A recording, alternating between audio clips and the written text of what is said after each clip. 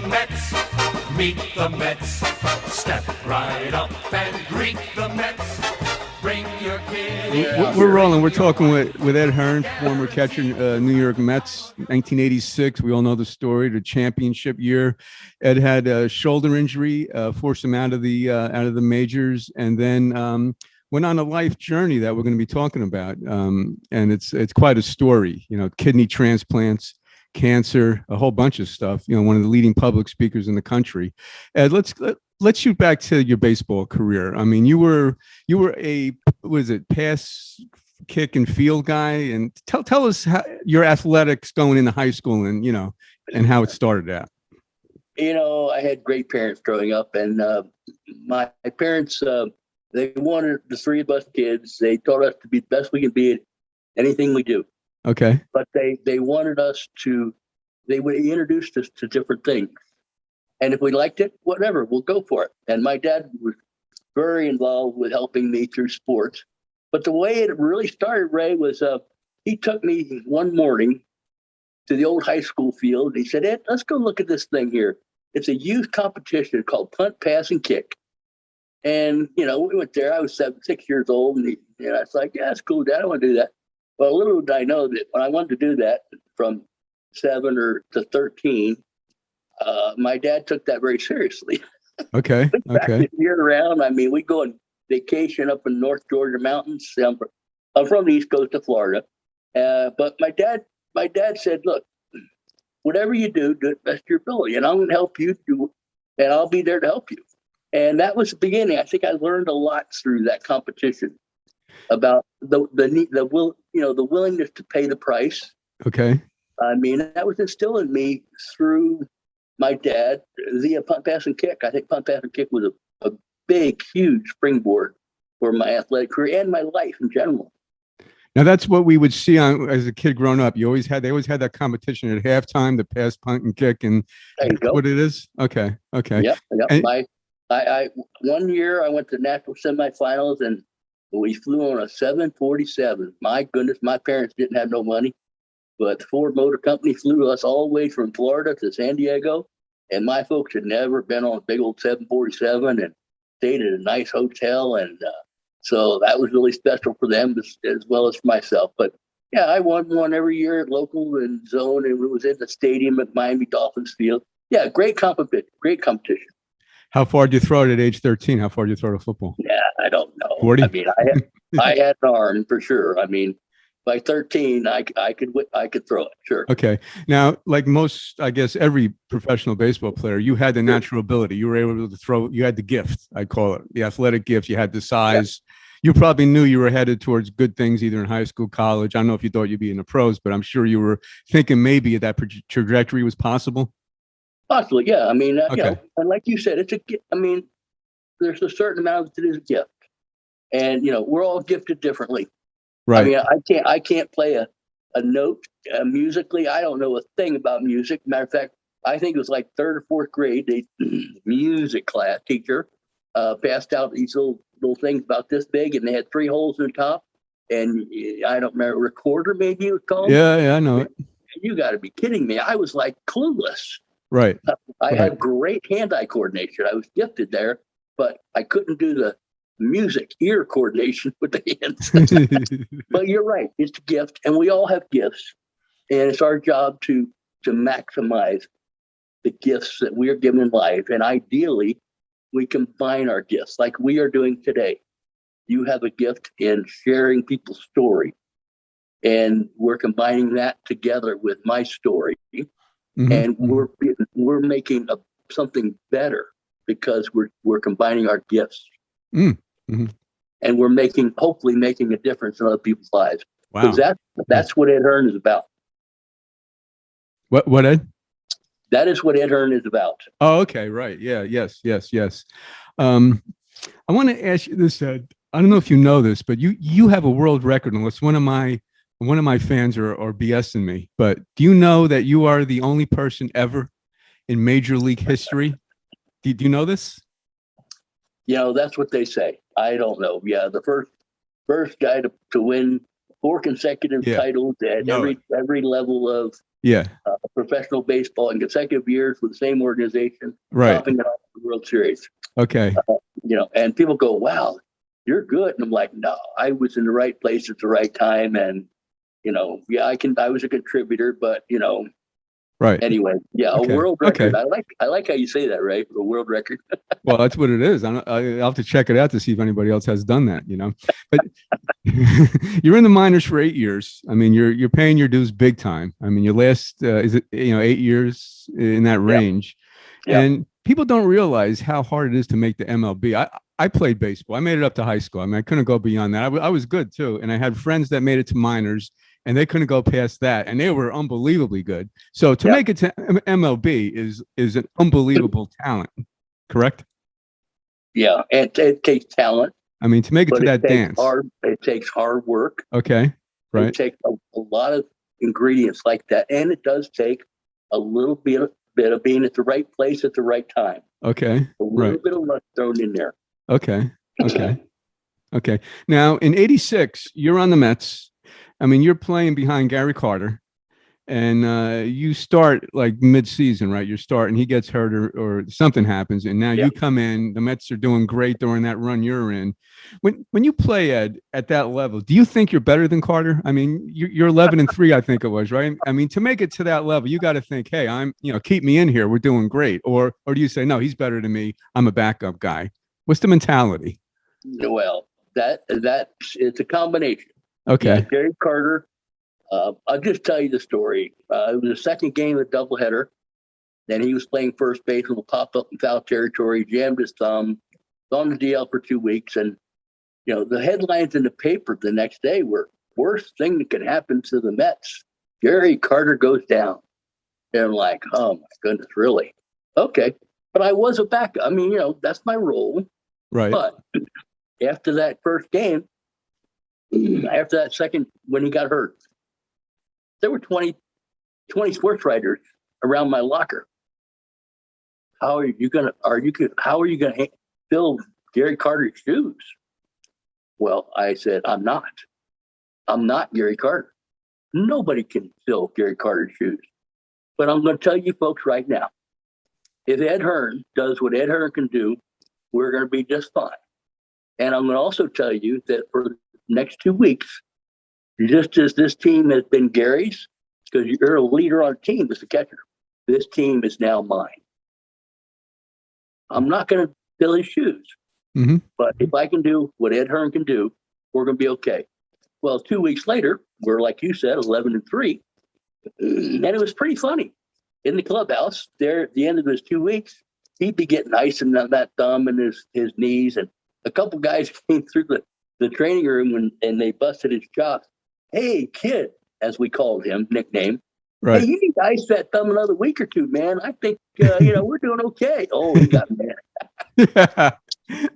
So, but that was, it was good time. But, Ed just played like Ed could do. Right, right. And I think ultimately that led me to having a starting job with the Royals, being traded for the following year, was obviously the success we had when I was in there for 2 weeks straight. Right. Okay. And I'm going to, let me ask you this. Was it a dream playing an MLB in that team? I mean, it must have been was it like a fantasy thing or what was going through your mind? I mean, you're in the majors, the team's going to the World Series. It's your first year. Some superstar guys never even make it. What's going through your head? Right. You're right. You're right, Ray. You asked me earlier about did I think I would play in a big league or dream? Oh, sure. I mean, actually, I wanted to be an NFL quarterback, Ray. And it just didn't work out. The high school where I grew up was not. They had great football. We were state champions, contenders, but they ran an offense that was not conducive to developing an NFL style quarterback. So that didn't work for me. But I had that dream. But you said an interest. I never thought of it this way. It was kind of a fantasy camp. It was. In 1986. It was okay. It was crazy. It was almost a zoo like the Yankees. All right, you're right. Right? I mean, you're a Yankee fan, so yeah. I mean, that's okay, Ray. Nobody's perfect. I'm not going to hold you accountable for that. But I don't lose many arguments with Met fans though. If I go history though, I hear you. Yeah, I'm not. Yeah, that's fine. But that year was unbelievable. It was, Jeff Pearlman, former Sports Illustrated writer, authored a book called "The Bad Guys Won," and it basically was wide open, and he got most of our team to talk pretty open about what went on back then.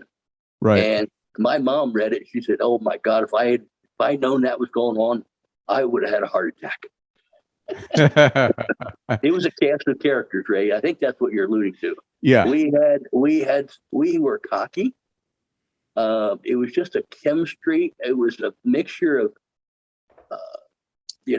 I talk a lot about character. My nonprofit, the Bottom Ninth, is a character. We need to get back to the character, moral values of this country. It's the bottom of the ninth, folks. Right. But in that situation, 86, we have folks who weren't such good character. Well, we're going to talk about the bottom of the ninth in a little bit, but I want to hear this Mets team characters. Now. Yeah. I mean, we had some guys who were out there. They played as hard after the game they did during the game. Okay. Right. Yeah. I mean, everybody knows that. And we got in brawls on the field, and we got in brawls off the field. So as a rookie in New York City, I mean, Frank Sinatra sung it so well. If you can make it in New York, you can make it anywhere, baby. Right. Yeah. And, and no truer time than 1986 on the baseball field in Queens. I spoke to a couple of Mets players from that team, and one of them, I asked him about that famous airplane incident, and he said, "Look, baseball, basically in the words of baseball, is known for myths." And he goes, "It never happened." Ray, I didn't hear what you said. Say it again. There was that famous with the championship. There was a famous plane ride, and there was a whole bunch of weird things that were said. And the player that I spoke to said it never happened because it was just. He goes, "Look, baseball, you just say stuff, and it's just a myth, You must be talking about the game, the flight back from Houston postseason. Right. Exactly. After we won the National League championship. Well, right. that player pulled your leg, right? Oh, okay. So it really did happen then. Oh, it did happen. Okay. Yeah, okay. It was after a 16-inning game. It was at one of the greatest postseason games played in the history of the game. Right.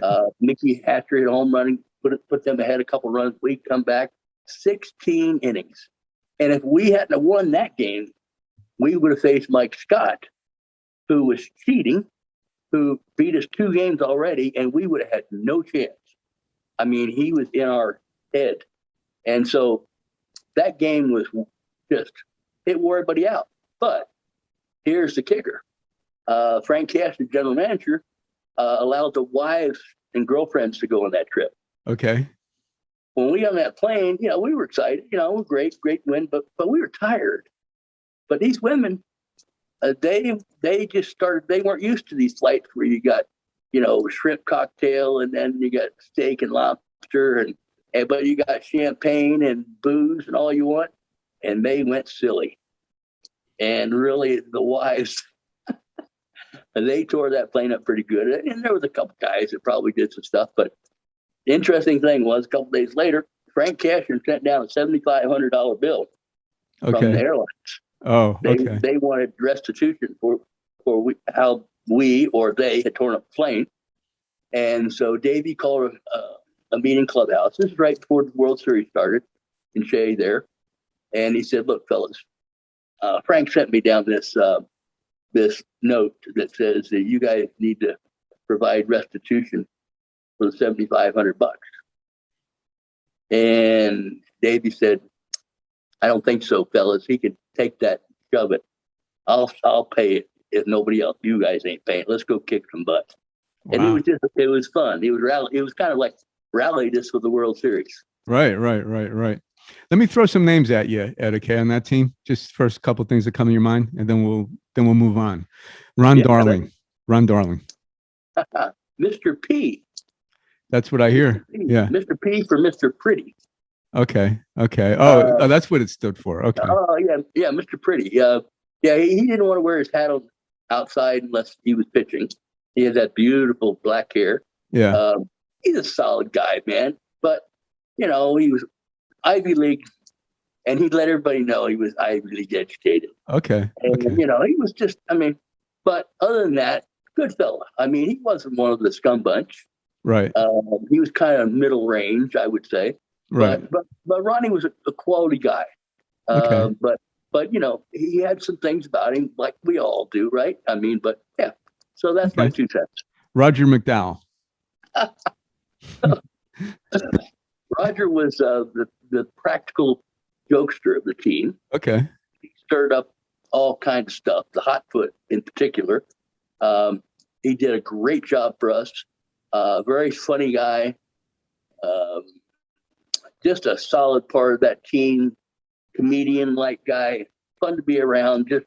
You always had to watch yourself with Roger because you never know what he was pulling. Okay. But that helped keep the team loose. But he was a solid reliever. Him and Jesse Orozco. Right. He did a great job.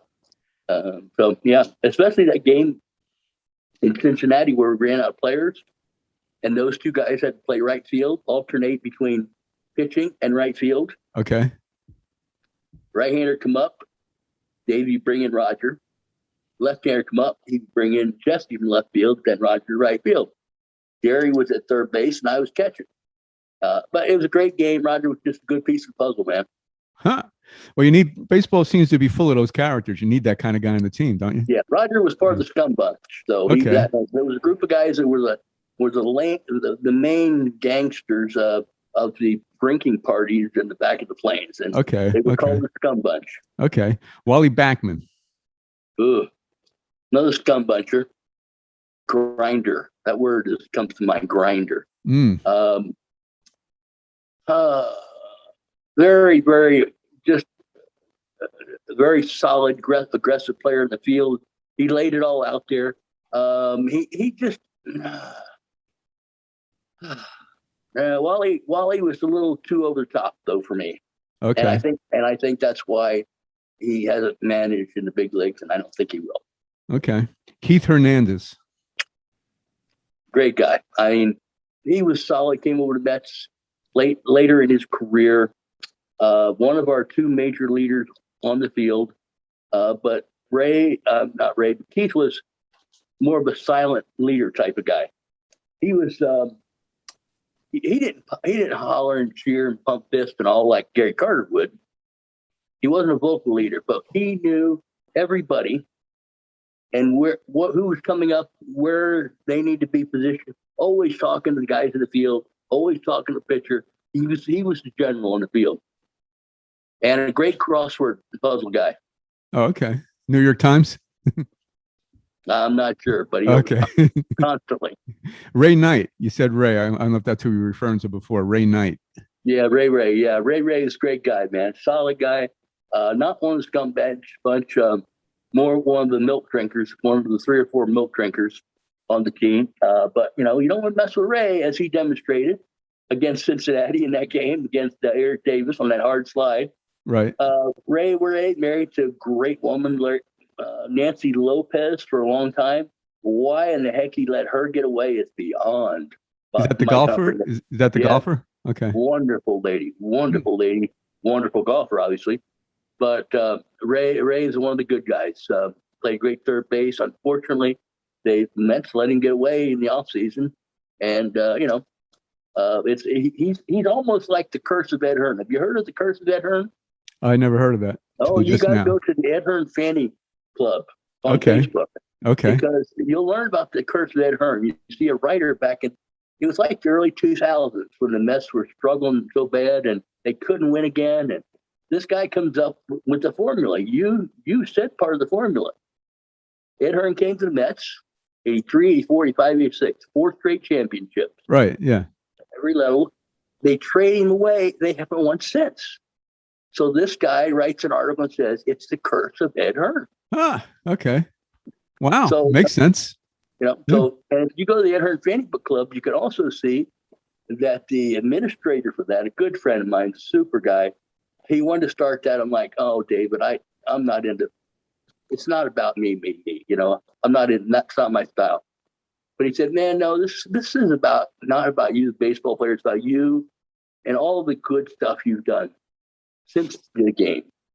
And then about a month later, he comes back and said, Ed, you know what? I want to create an Ed Hearn bobblehead I'm like, absolutely not, David. You kidding me? Well, You got it. he did it, man. Oh, wow. There you go. So Huh. he Got the said, glasses on there. Wow. yeah, it's a good one.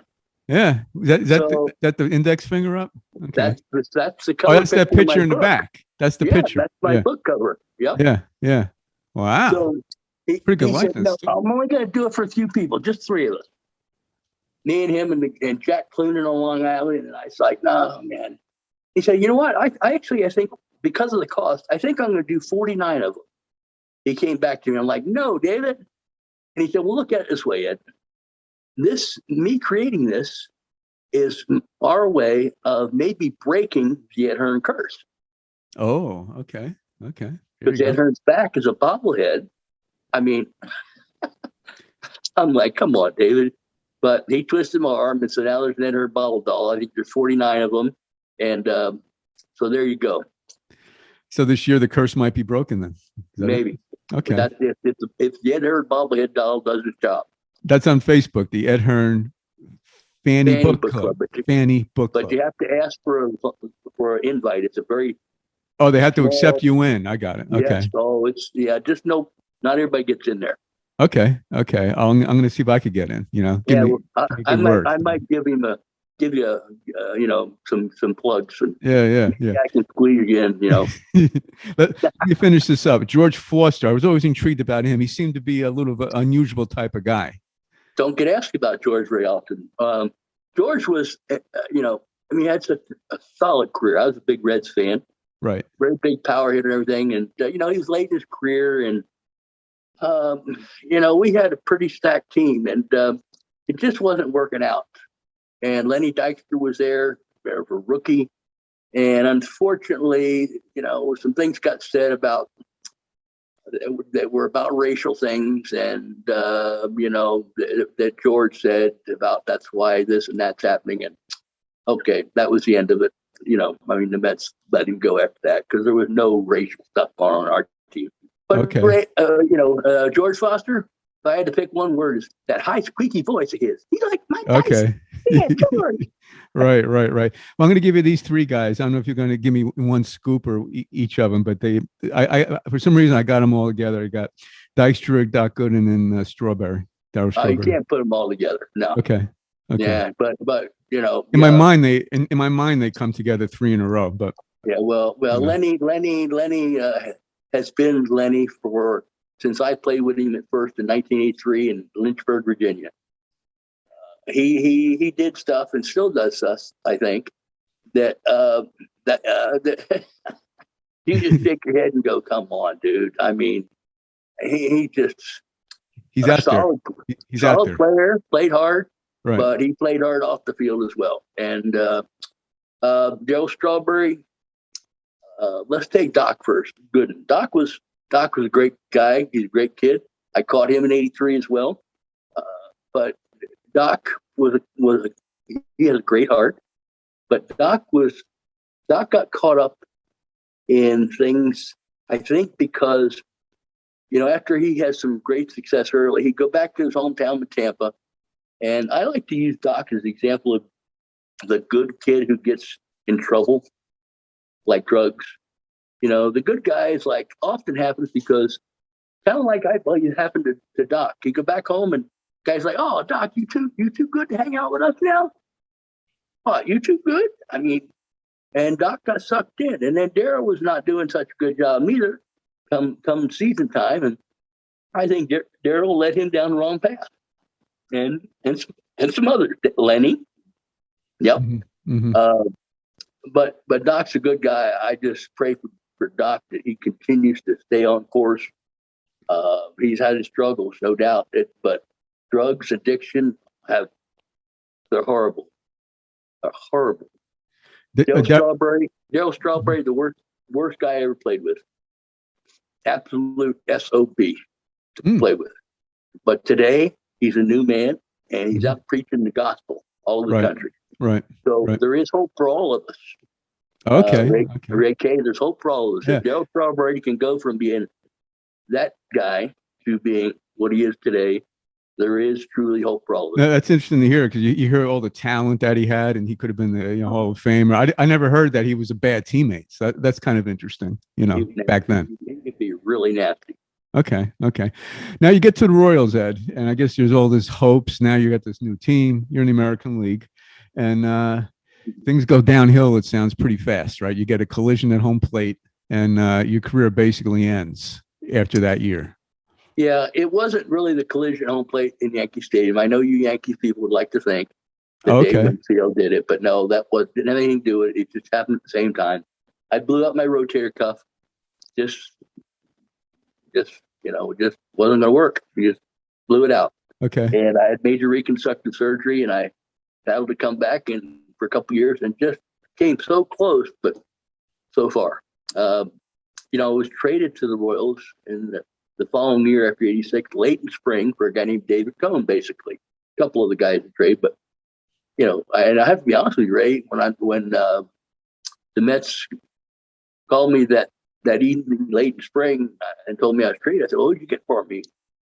Joe McAvey said, "Oh, we got this AAA guy, David something," and I'm like, "That's all you got for me?" They went on to do pretty good. It became the worst trade in the Royals history. And, out here in Kansas City, I can't believe we live here all these years. And, people still, you're at, the worst trade in Royals history. Okay, thank you. I mean, you can't control injuries, seriously. It was tough. And it was, it was really a good situation for me. I mean, I had gone from the winning the World Series in '86, backup catcher. I became the starting catcher on a team who had probably as good or better pitching than the Mets did. The Royals had won the '85 World Series just before us with young guys, Brett Saberhagen, Gubazov, Buddy Black, Charlie Leibrandt, all young kids. So they wanted a younger guy. The catcher was a little bit on the older side, and so they wanted a young guy that could be with them for several years as a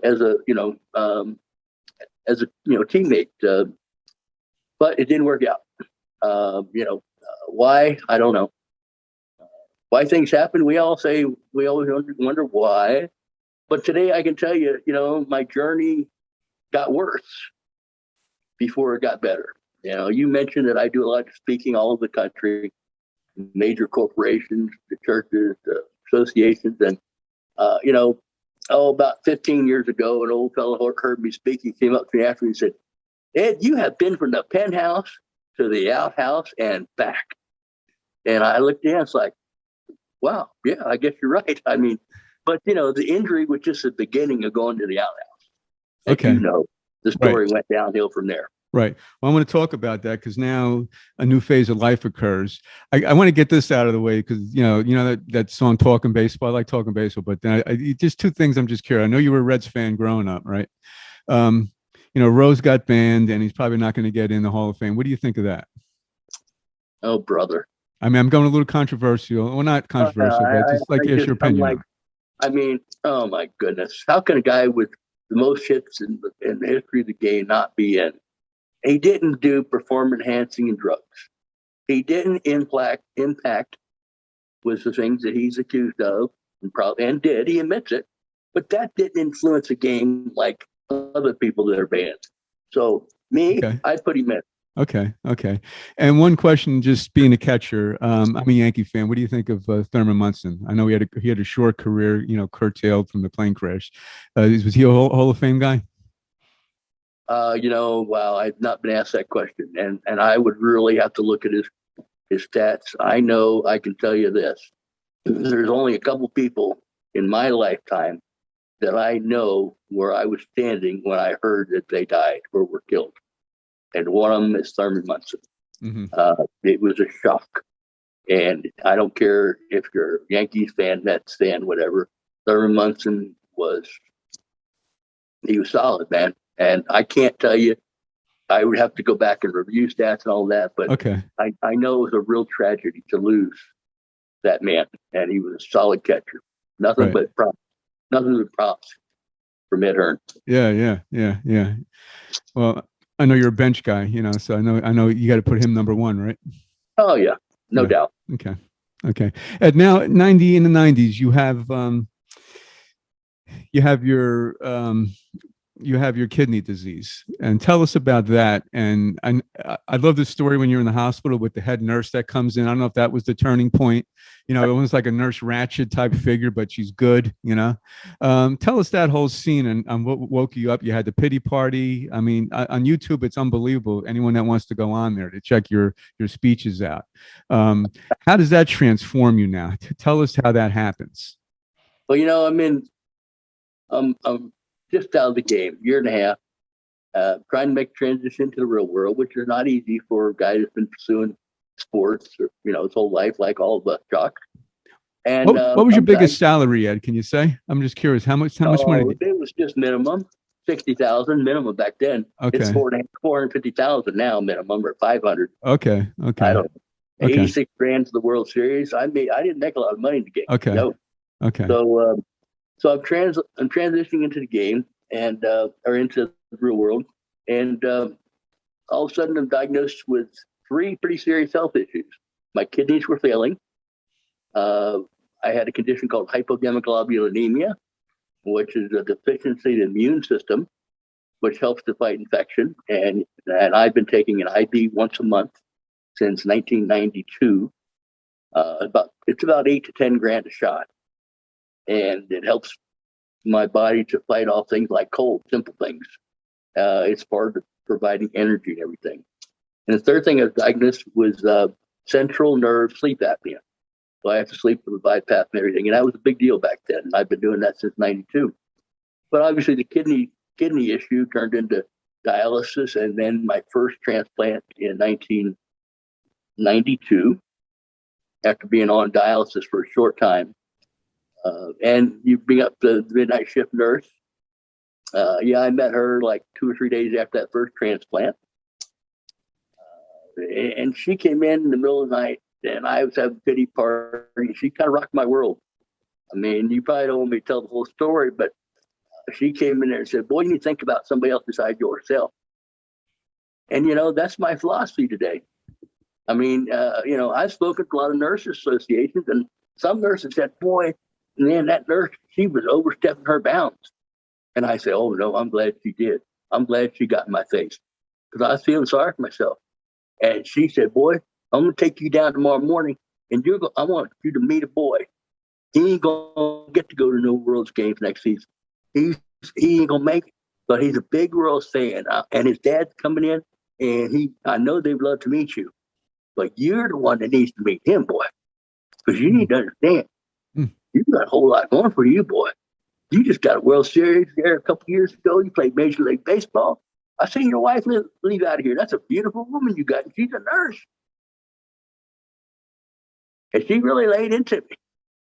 Okay. She told me a story about when she was growing up, they didn't have nothing. But her mama told them to be thankful for the shoes you got until you meet the man with no feet. Mm-hmm. Mm-hmm. Mm-hmm. And she was right. Perspective is a big word for me, Ray. And that lady was very instrumental in helping me get perspective on life when I faced the beginning of my challenge.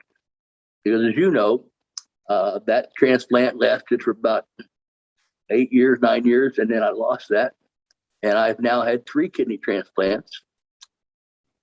And I've had a lot of side effects from the medications. I take 35 to 40 pills a day. It's been a ride. It's been a challenge. But I know this. I know that I have learned in my journey that thinking outside, not a damn box, thinking outside myself and doing things for others like you do. You know this, Ray, because I know about you. You're that kind of guy, and you're my kind of guy. And I'm telling you, that is the key to everything in life. That is the key. A friend of mine that I met along the way to become a speaker is named Zig Ziglar. He says you can have everything in life you want if you just help enough other people get what they want. Mm-hmm. And I'm telling you, that's the truth. The best pill, there ain't no medicine in the world, of all the pills I take every day, and there ain't no other medicine in the world that can be better for me than when I'm doing something for somebody else, whether it's speaking to 100 people or 10 people or 5,000 people, whether it's having written a book that people read and they email me or call me and go, man, yeah. One guy told me, he said, I was in the hospital. I took 2 books to the hospital, the Bible and your book. And he said, it was your book that helped me get through it. It's things like that. There ain't no medicine you could take. No. There ain't a thing better, than knowing you can impact the lives of others. And that's what I'm about today. So, as I told you, the penthouse to the outhouse and back is legit. And it's very legit in my life. And as I tell people, it's not at the penthouse of your life, at the World Series of your life, where you grow, when you get bad, when you get big and bad, when you get to be, I don't know, for me anyway, when you get to be Ed Hearn, it's not about Major League Baseball. It's not at that penthouse. It's in the outhouse where you grow, where all this stuff that I went through, and I'm still going through. I mean, literally, it's been 30 years of constant stuff. And I'm not one to take things, but it's just been a load. But I'll tell you what, it's the back, the penthouse, the outhouse, and back. It's the back that I'm most proud about. That I'm still here, I'm still swinging, and most of all, I'm making a difference.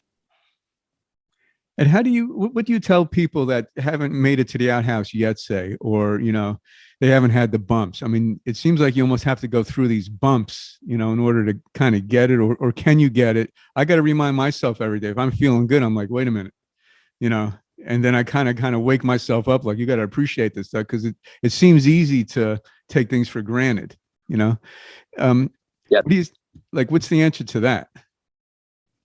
It's still thinking outside yourself. You just got to go outside yourself. Okay. Yeah, you just have to think outside yourself. I mean, but that's very, very, very hard for people that have not been through stuff. Right. Before we went live here and was recording, I said to you, man, what'd you go through to get where you're at? With the perspective you have, sure enough, you have a story. And very often I have found that's the case. But you say, what about people that haven't gone through the outhouse yet? Well, the thing is, you still have to get perspective.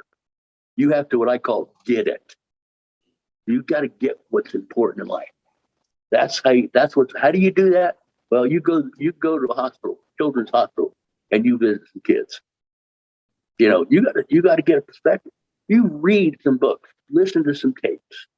There are a heck of a lot of people out there that are far worse off than you are, because people that haven't been in the outhouse, they still have challenges from time to time. They may not be the big bumps, but that's the time where you just need to start realizing that you're blessed.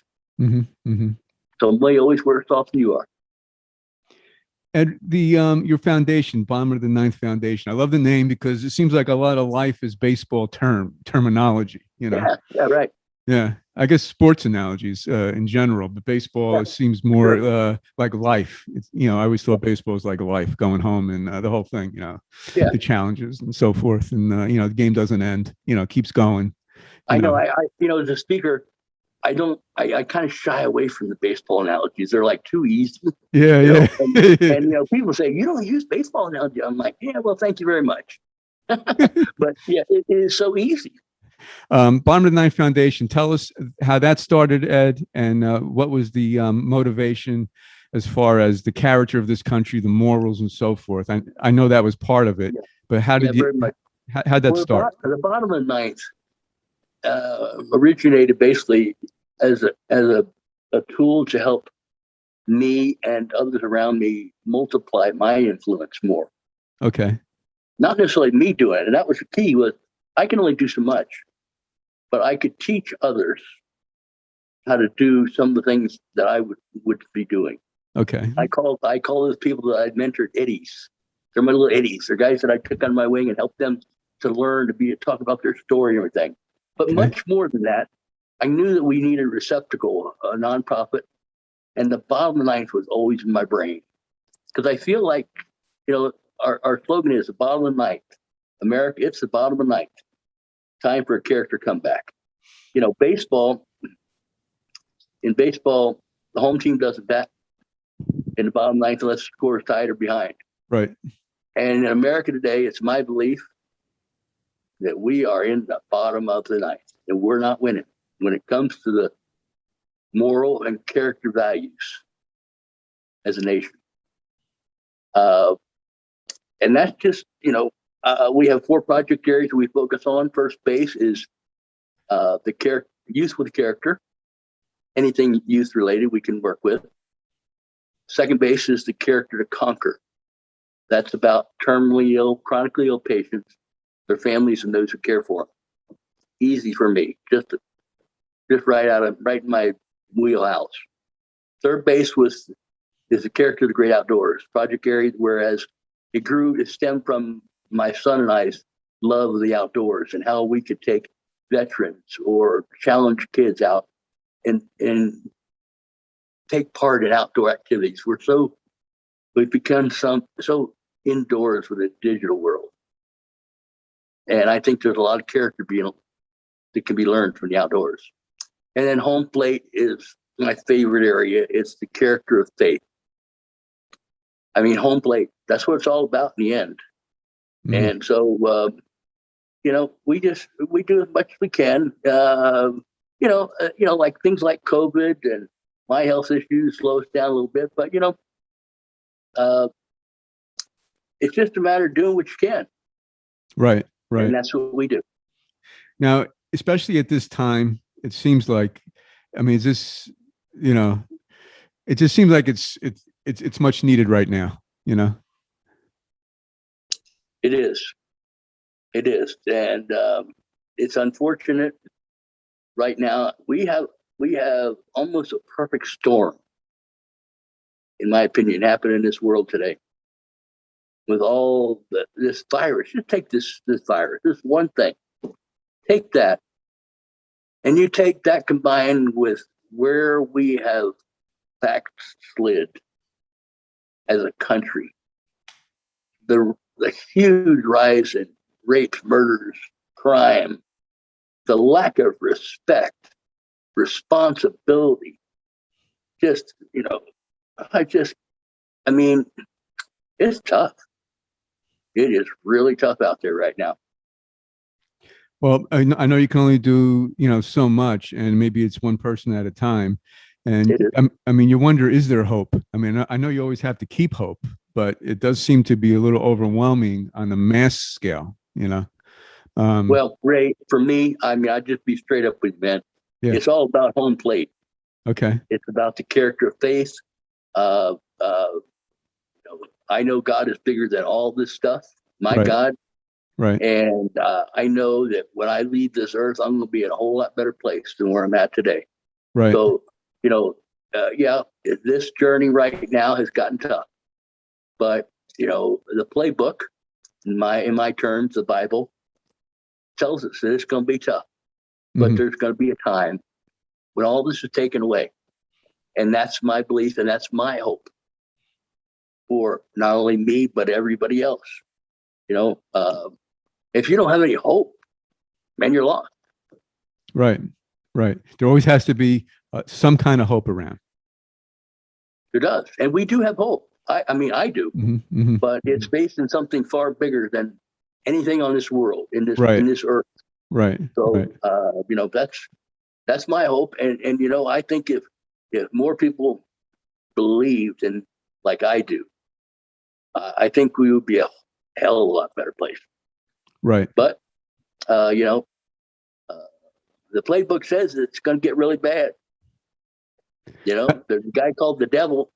He's out there to mess up everything. And the Bible talks about all this. It talks about in the end times, the devil's going to be taken over. And if you don't think the devil's taking over right now, I don't know what else you can call this, because it's ugly. I had an author on that was talking about that, and he studied the Bible, Old Testament, New Testament. He read it over and over and over. He's like 100 times. So he thought he was coming out of a position of knowledge, and he talked about that he wouldn't say what, but he goes, there's going to be some real bad times in the very near future coming. It was I think that That guy's probably in the same dugout I'm in. Yeah. And I've had the opportunity to share my beliefs, my faith, my hope with a lot of people around this country. But I'm just one person. Right. And but I think that's what needs to happen is with people, there needs to be a revival, a return to what this country was founded on.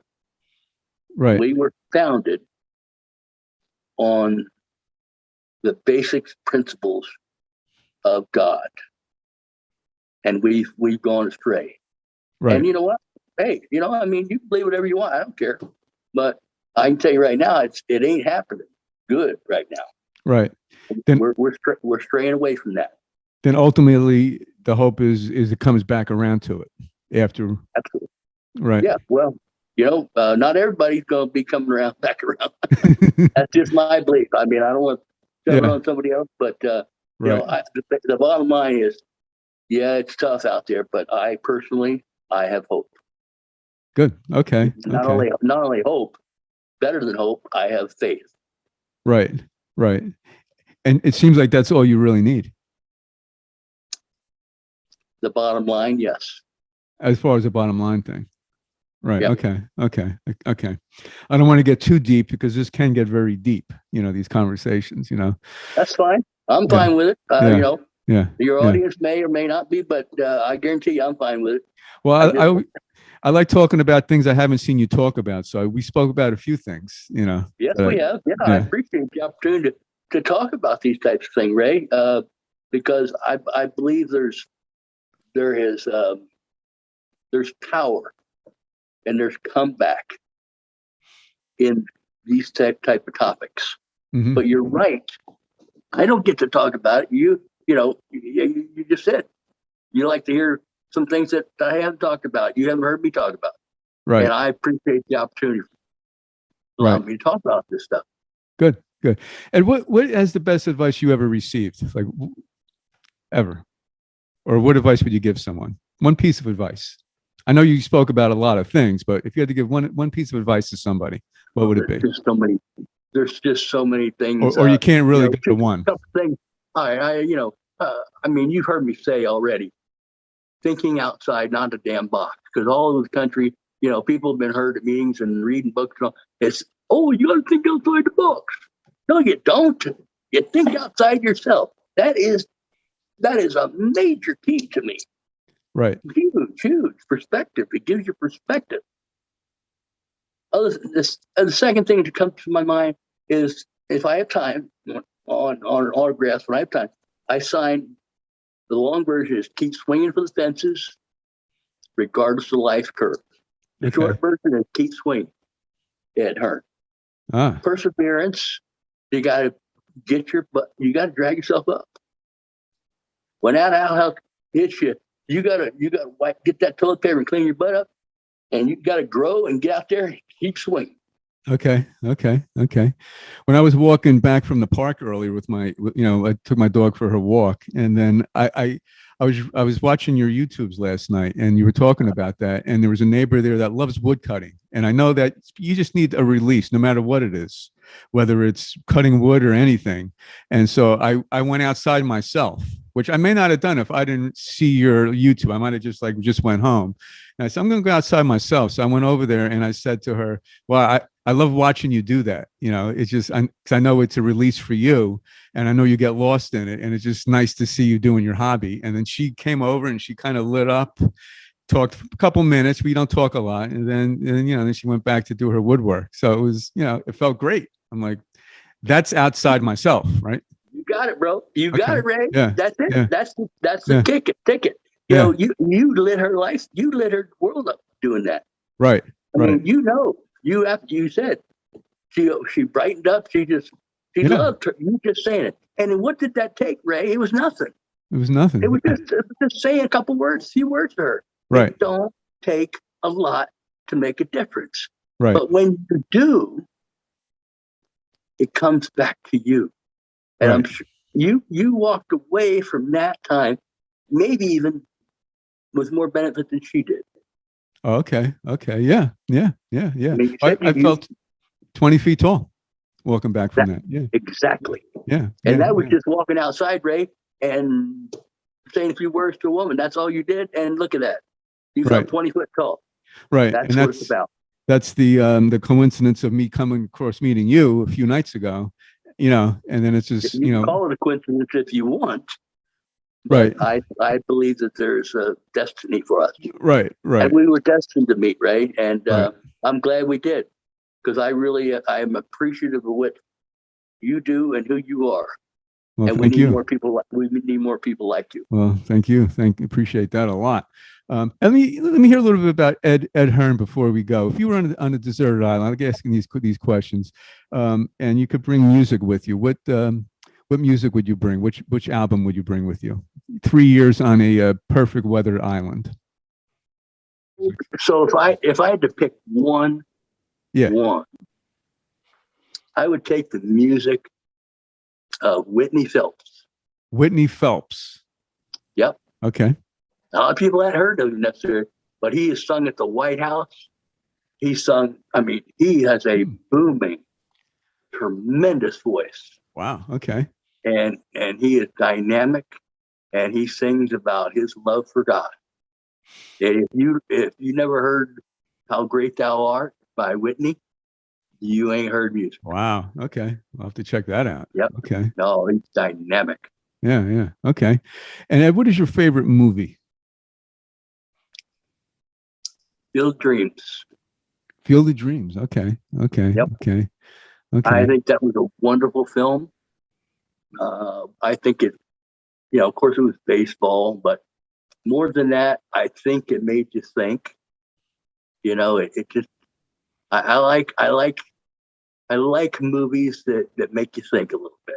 Okay. I hate things like sci-fi and tech and all that, but you give me a movie like Field of Dreams, I'm in heaven. Right. Right. And that's what that movie was about. Yeah. And there's nothing like seeing a father play catch with his son. There you go. And I got to Something do about that. that. I got to do that with my son at the Field of Dreams. Oh, you were actually was that in your area? It's in Iowa. Okay. Yep. It's probably about 3 or 4 hours northeast of us here in Kansas City. So you took a ride out there with your son just to have the catch at that field? Nope. I was speaking out there. Oh, okay. Out in the area, and we made a point to stop by. Okay. Yep. Okay. I took my son with me to speak engagement, and I bored him to tears. Haven't listened to me speak at a couple of places, but then the last stop home was the Field of Dreams, and we got out our gloves and we had a game of catch. And he got on the mound, and I actually got behind the plate and at the Field of Dreams. Oh, nice. Very Nice. If I was a genie, last question here, Ed. And I was going to grant you a wish, any wish in the world tomorrow, it would come true. What would your wish be? I wish for health, for good health.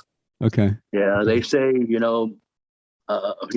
money and health, but if you got your health, you got a lot. And I would love to have great health and great energy, and I would love, because that would allow me to do so much more, enjoy things more.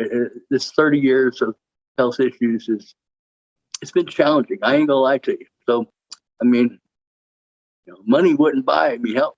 Right. So, right. But ifs and buts and beer and nuts, we'd all have a heck of a party, right? Who's the most impressive person you ever met? Ronald Reagan. Okay. In the White House? Yes, sir. After the World Series thing? Yes, sir. Okay. What was so impressive about him, other than being the president of the United States? Character. Okay. You could feel it. You could feel it? He oozed it. Oh, okay. It was just his presence. Okay. And I spent more time with other great people. I mentioned Zig Ziglar earlier. Right. What a tremendous man. And, he's impacted so many, probably millions of lives. Right. Great guy. And we sat down and broke bread together a couple times. And but Reagan just, to me, he's not a perfect guy. By no means was he the perfect man or anything. He's made a lot of mistakes and everything else he did. Right. But I respected him from afar. And when I had the opportunity to be in his presence, my respect was multiplied. Wow. Wow. A man can look in your eyes and he can make an impact on you. Mm. And Ronald Reagan did that. Okay. Okay.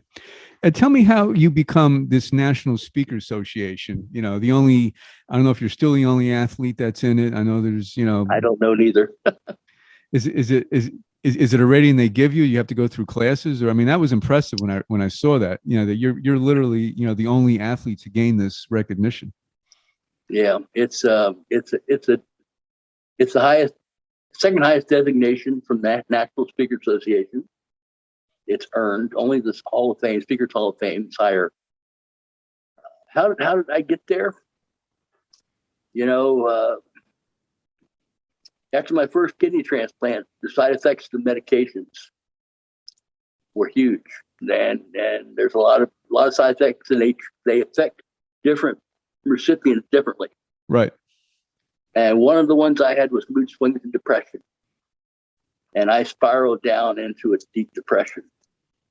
And I actually went down into my basement and loaded 357 a year and a half after my first transplant. But I knew that I wasn't raised to quit. And I made a plan after I put that gun down.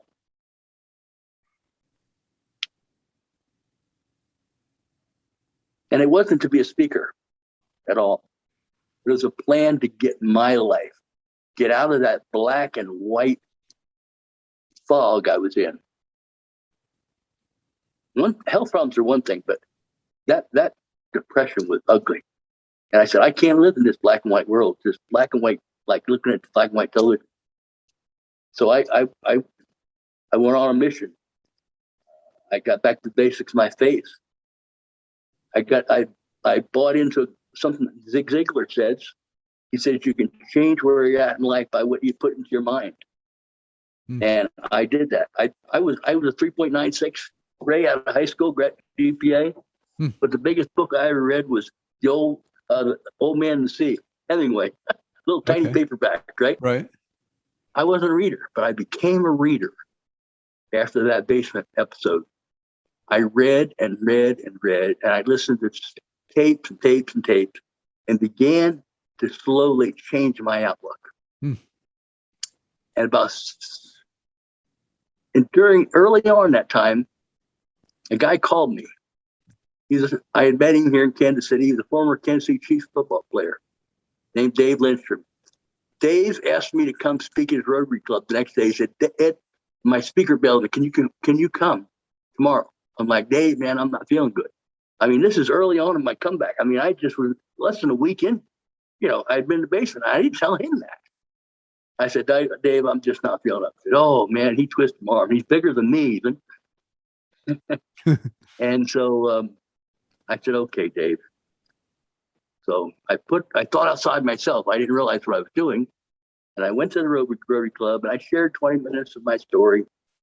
You know, I mean, I'm used to sharing with people. I had always done drug talks, you know, in minor leagues for, you know, high school classes and stuff. So it was no big deal.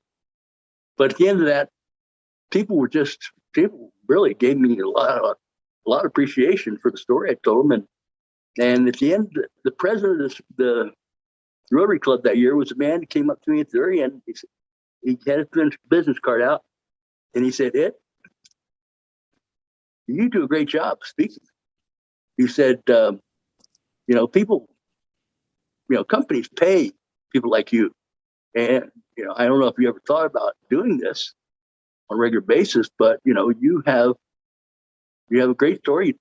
For no jock, you tell it well, and corporate America people like you. And he said, here's my card. And I said, well, thanks, sir. But, you know, I didn't tell him I was in the basement a week earlier. Mm-hmm. But 6 months later, I called that fellow up. And we had lunch. And he began to tell me about it. And, you know, funny thing is, and I don't know whether you know what he told me? He said, Ed, becoming a speaker is kind of like becoming a hooker. You do it for somebody, then you do it for a friend of a friend, then you do it for a friend of a friend of a friend. And then eventually friend of friend's friend says, hey, how much will you charge me to do that? Okay. Right. You weren't expecting that, were you, Ray? No. But it was true. Okay. He said, go out there and tell your story for free, for nothing. Go to every Rotary Club in town needs speakers every week. Right. So I did. I started going out there, and I started feeling, wow, this makes me feel good. And people pat me on the back and say, wow, man, way to go. And that's how I began as a speaker. And it happened just like he told me, like the hooker became the hooker. So just give it away, and then eventually people are going to want to pay for you. And it just came back to me, and I was at my high point. I was doing almost 100 speaking engagements a year. Wow! All over the country. Huh? Okay. Right. What's Best the best medicine I could take? Yeah. That's getting outside yourself in another way. It is. Right. Yeah. Yep. Yeah. Well, people talk about I don't know. You probably understand this. The people's fear of speaking in public places is right up there with dying. Right. In polls and things. Right. And you hear the funny, oh yeah, just pretend like you're up there and your audience is in the nude, and that's how you go up there and say, no. I say, look, speaking. How you become a speaker, a good speaker, the same way you do anything in life. You think outside yourself. People that struggle with speaking are thinking about who? Themselves. Exactly. Yeah. When you think outside yourself, when you go in front of a group and they want to learn or they want to laugh or they want to feel something, they're pulling for you. Right. And I've seen the fear. So many people are feeling like, oh, how am I doing? No. You want to make it. You want to do something for them people in the audience, whatever your genre is, whether it's comedy or humor or inspiration, motivation, instruction. That's what you focus on, is those people and not yourself. And you can go speak in front of the world. Right. Is there some form of acting in it too? I mean, there's a performance base to it, correct? I know you got to be yourself in a way. Yes, and I think yes, there is. There's some.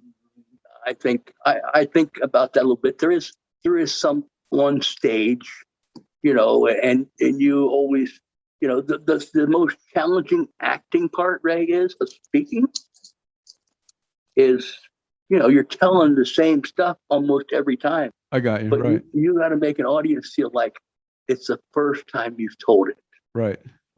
You call that acting? I don't know. Okay. But I mean, certainly it is. But you sincerely have to go about it like it's the first time you've given it. Okay. So call it acting? I don't know, man, maybe. Right. Yeah. It's almost like just life in general is acting, if you want to call it that. Yes. When you're outside yourself, Yeah. you're coming. It's like you're on steroids to somebody. Oh, very good, Ray. And you know what? People that act are actors in life, not the profession of acting, but are actors. They put on a genre. Right. They put on, and a tremendous amount of people. How many people do you know that are just bare bones raw? Like tell you how they became a speaker, right? Like become a hooker. I mean, that's being real, right? I don't have to put on. I'm just me.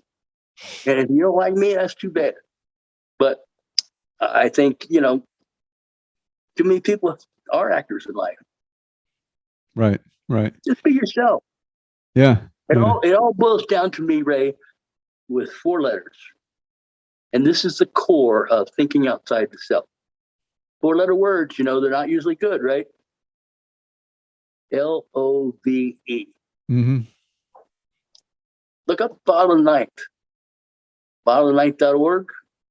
And I've got a lineup of character traits. The good guys facing the other side, the bad guys. And their character traits. And then we have 2 coaches. Third base coach for the good guys is Faith. First base coach is Hope. And you know, the head coach is love, because that's what it all boils down to. Love. Ed Hearn, thanks for coming out. This has been pretty special for me.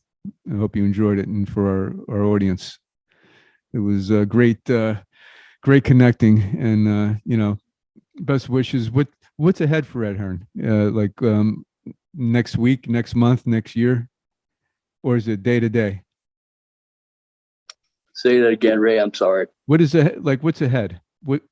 What's on your agenda over the next 6 months to a year? Do you have anything that you're looking to do, or is it just a day to day thing? Or right now, Ray, I've never been very good at day to day. Okay. I never understood it, because I always had a vision, and I always set goals, and I was always working to achieve goals. And when you get sidetracked, you go to the outhouse, you have to make adjustments. Okay. And that's just how I live my life. But today, honest to God, the last 10 years, and specifically the last 1 to 3 years, and there's just not a reason, no need for me to go into details. But I've had to learn about taking one day at a time. Okay. It's hard, because I was driven, but I've had to accept that for right now, anyway, it's one day at a time. Mm-hmm. Mm-hmm. Okay. Good. But man, I'm telling you, I've enjoyed this. You asked me if I enjoy it? Absolutely. Good. You know why? Because Ray, you get it. And I'm glad. I always enjoy being around people that get it. And I wish the very best for you. Continued success in the tremendous things you're doing. You can't change the world. You can't save everybody. Right. But Ray, you're doing good stuff, man. You keep swinging. All right.